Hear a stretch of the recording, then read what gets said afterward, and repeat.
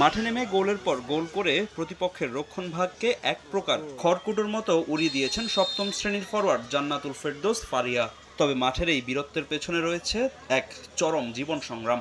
বাবা বাক প্রতিবন্ধী এবং মা এলজিআরডির রাস্তার দিনমজুর।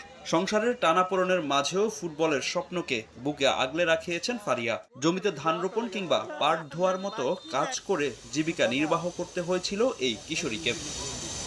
তবে ফুটবলার হওয়ার স্বপ্নে কখনোই হাল ছাড়েননি তিনি। প্রতিদিন ৮ কিলোমিটার সাইকেল চালিয়ে নাটোরের বেঙ্গল একাডেমিতে করেছিলেন অনুশীলন। গ্রামীণ সমাজের হাজারো কটু কথা ও বাধা বিপত্তি পেছনে ফেলে নতুন কুড়ির জাতীয় পর্যায়ে এই কিশোরী। সবার প্রথম বাধা ছিল এলাকা মানুষের, যে মেয়ে মানুষ কেন খেলবে, মেয়ে মানুষের কাজ কি, পড়াশোনা করবে, 6-7-এ উঠবে এবং বিয়ে করবে। তাদের কথা একদিকে রেখে আমি আমার কোচ মোহাম্মদ জুয়েলের কথা এবং আমি আমার মায়ের কথা একদিকে রেখে কাজ করে গেছি।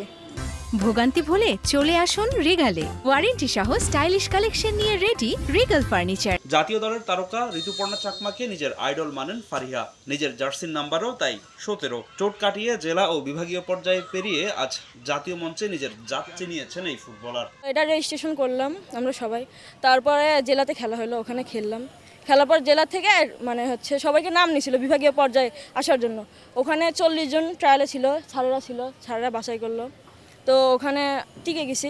নতুন কুড়ির জাতীয় পর্যায়ে ফারিহার 4-0 গোলে ভর করে বরিশালের বিপক্ষে 5-0 ব্যবধানের জয় তুলে নিয়েছে রাজশাহী।